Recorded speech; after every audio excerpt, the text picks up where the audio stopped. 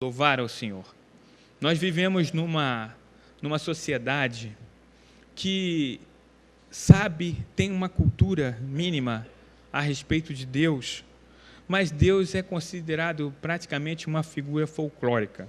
As pessoas têm informação dele, mas não conhecem a Deus, não se curva a esse Deus. Deus é praticamente um nome apenas. Até mesmo pessoas que se consideram religiosas vivem indiferentes à pessoa de Deus. Mas é claro que Deus não quer que isso permaneça assim. E Ele vem tomando inúmeras providências para isso, né? Ele quer que todos saibamos quem Ele é, o que Ele fez, o que Ele faz e o que Ele fará em relação à humanidade. Ele quer que todos mudem os seus sentimentos e ações, para que assim possam se salvar.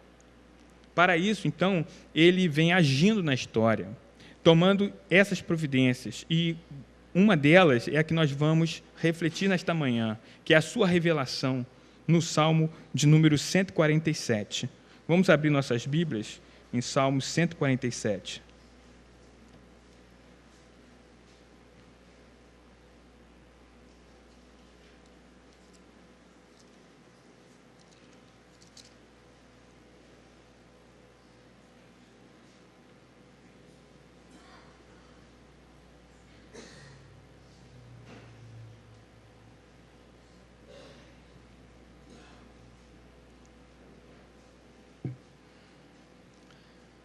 Todos acharam? Então vamos orar mais uma vez?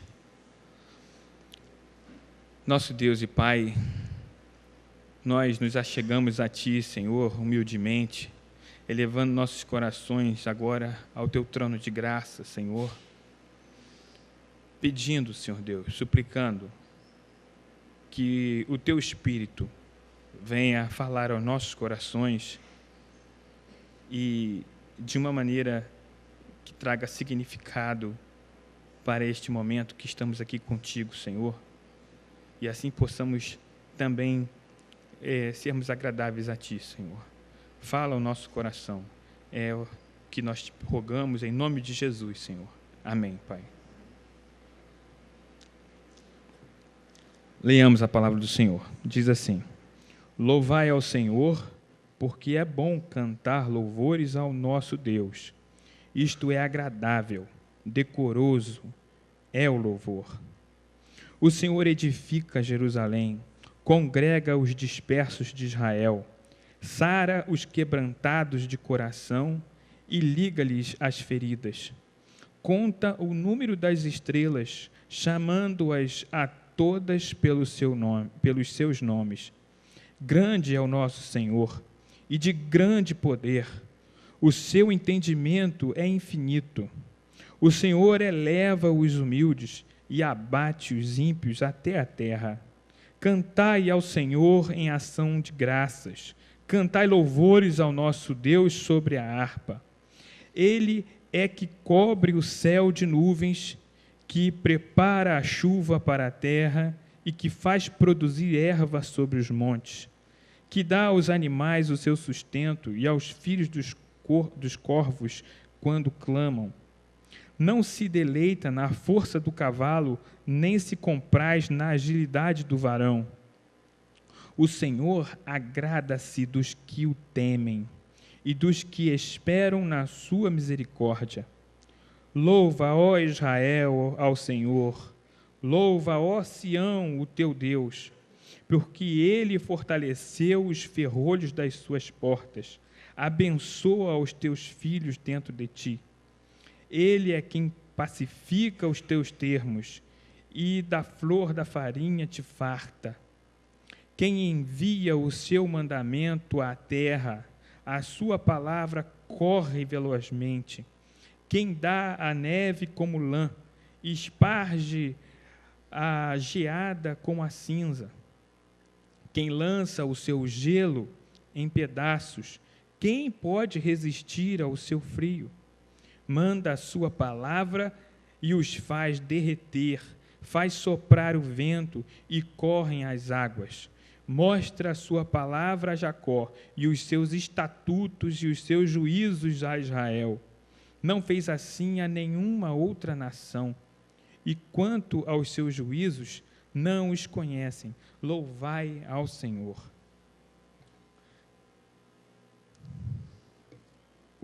Vemos aqui que precisamos refletir nesse texto, fazendo as seguintes perguntas: o que Deus quer que saibamos?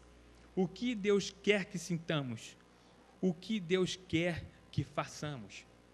Sempre quando nós abrirmos nossa Bíblia, nós podemos fazer essa pergunta para o texto que vamos ler. O que Deus quer que saibamos? O que Deus quer que sintamos? O que Deus quer que façamos? E não vai ser diferente aqui nesse texto. Vimos aqui, logo no início, que Deus nos dá entendimento e motivos para nós louvarmos o seu nome. Para louvá-lo de modo adequado, é necessário que o conheçamos. E conheçamos profundamente, verdadeiramente.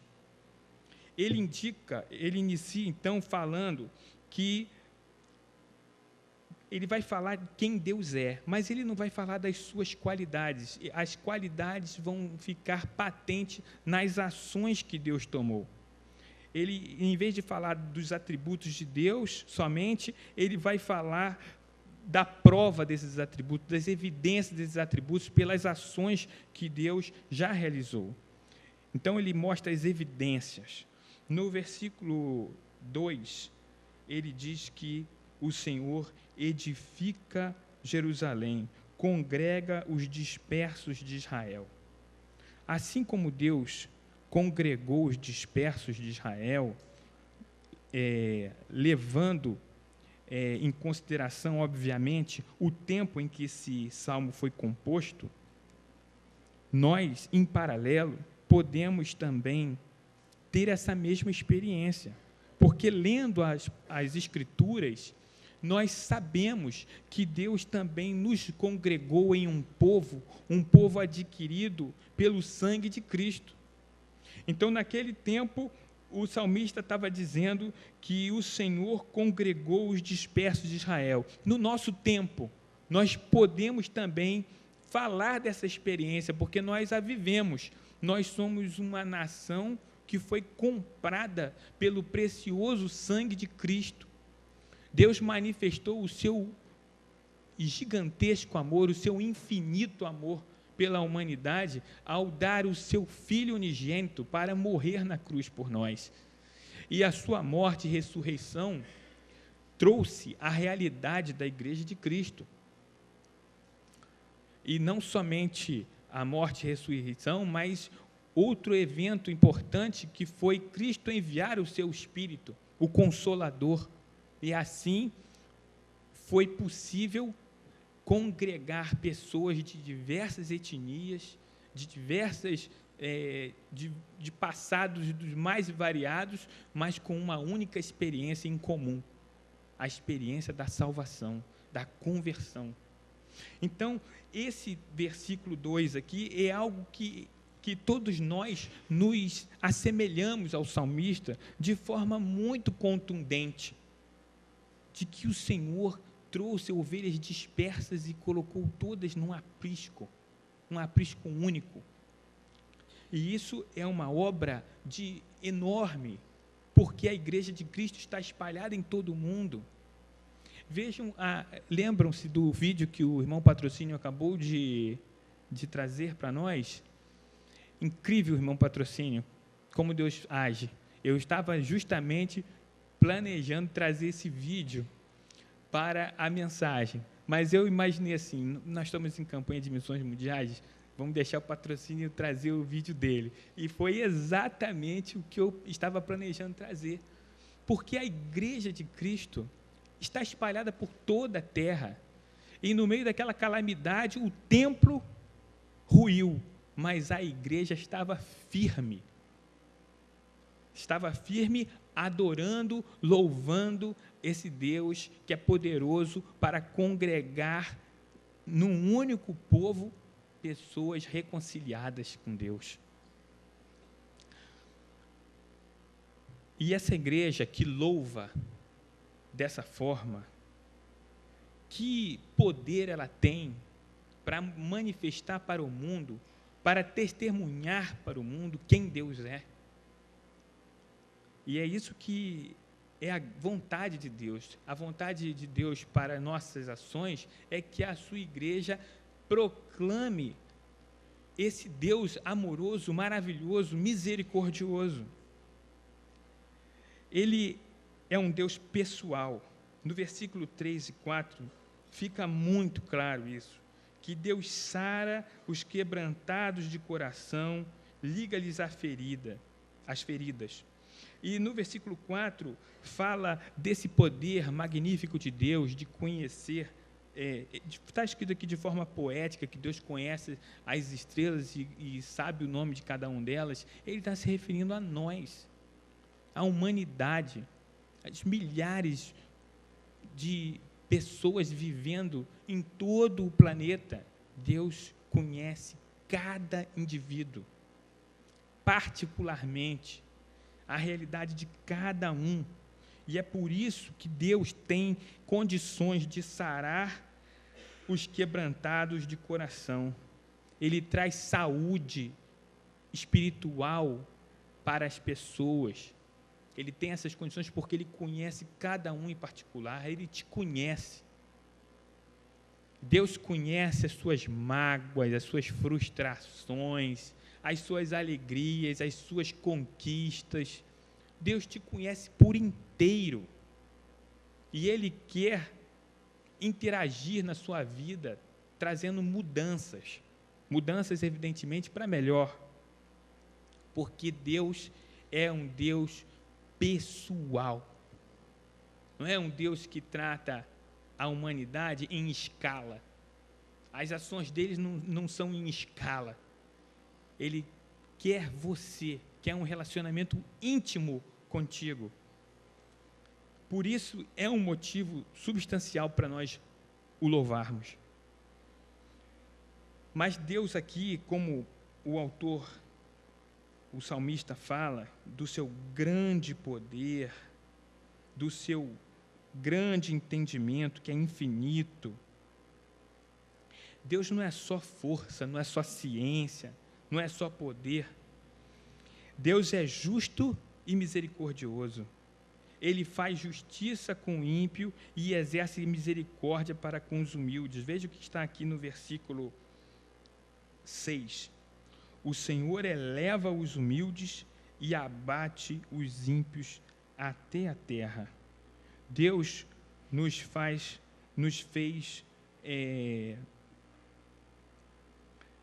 Deus mostra o quanto Ele é pessoal e quanto Ele separa uma pessoa da outra. Ele abate o orgulhoso e eleva o humilde. Deus é justo, e misericordioso, além de ser muito poderoso.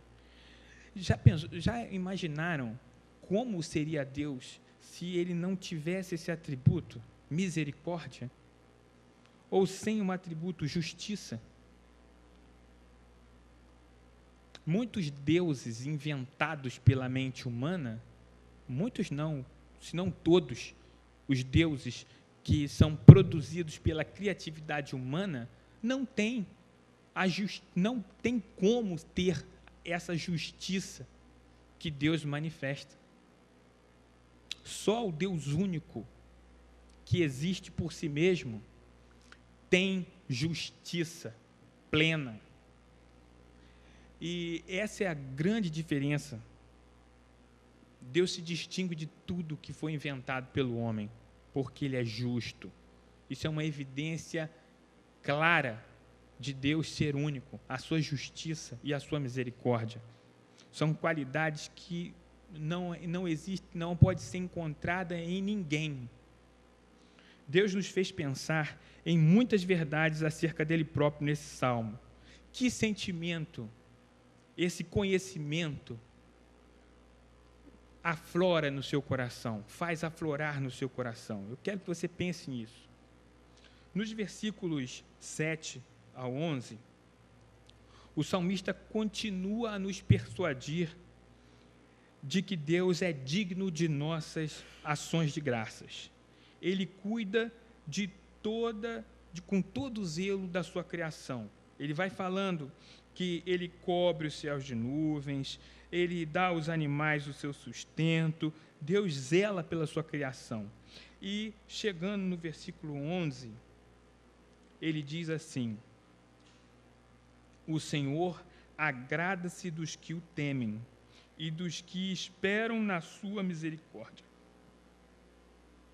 Se nós queremos agradar a Deus, aqui está a dica.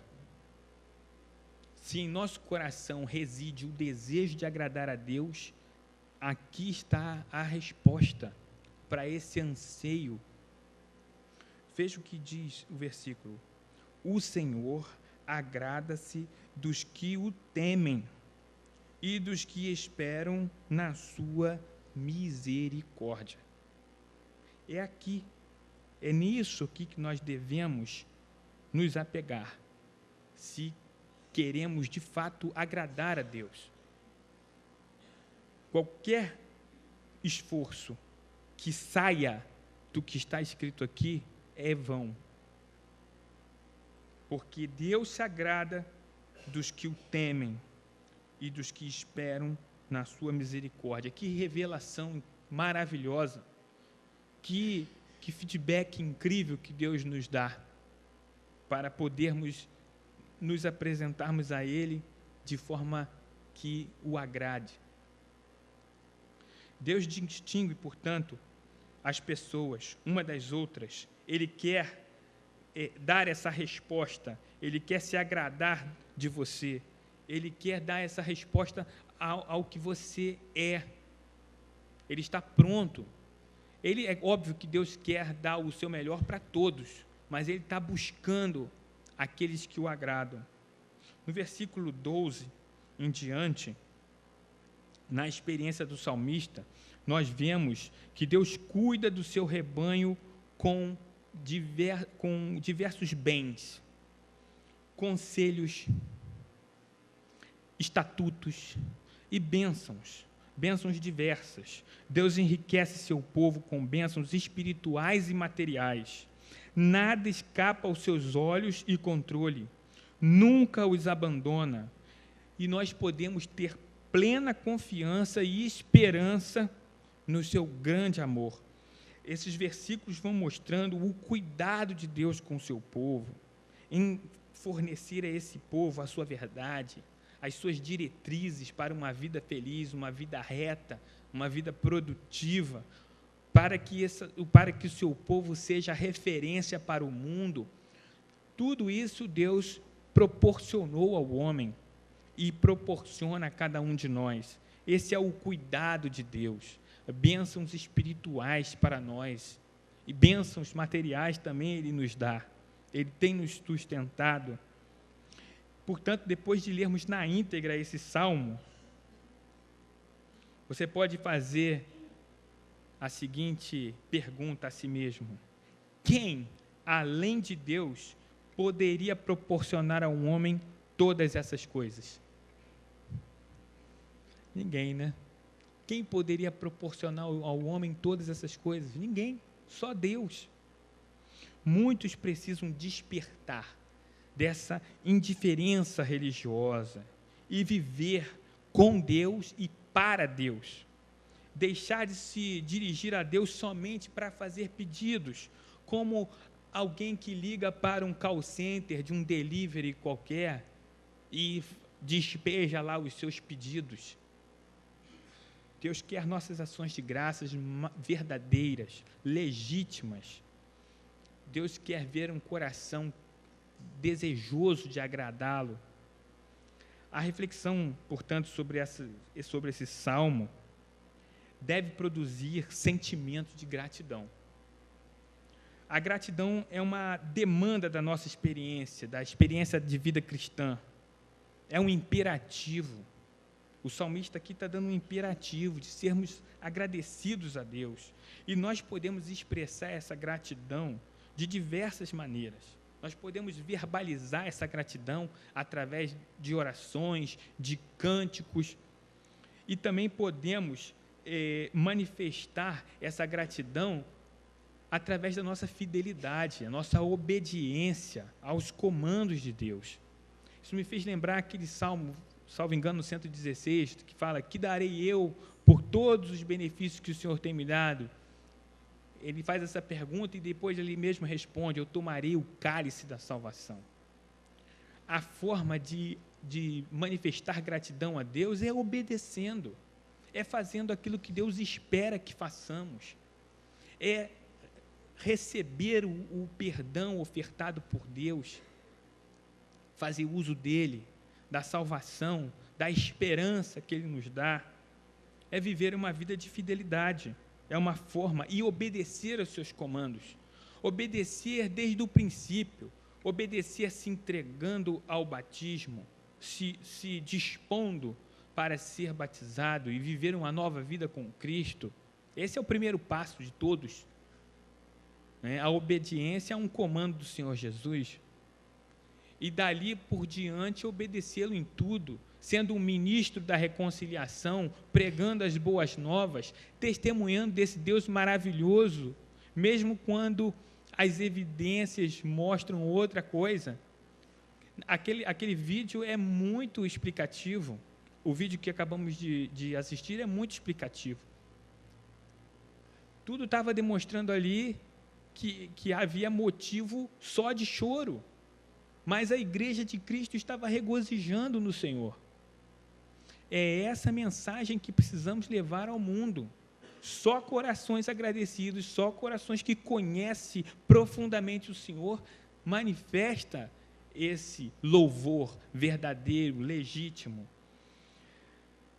Também podemos manifestar nossa gratidão a Deus quando devolvemos a Ele aquilo que Ele nos dá, como devolvemos a Ele aquilo que lhe pertence, os dons que Ele nos dá, os talentos, quando nós dispomos esses dons e talentos ao serviço da sua causa. Então, nós podemos, por diversas maneiras, e, aliás, por todas essas maneiras, louvar e adorar o nosso Deus. E, por fim, queridos, acho que cabe a última pergunta: estamos manifestando com nossas vidas o louvor a Deus?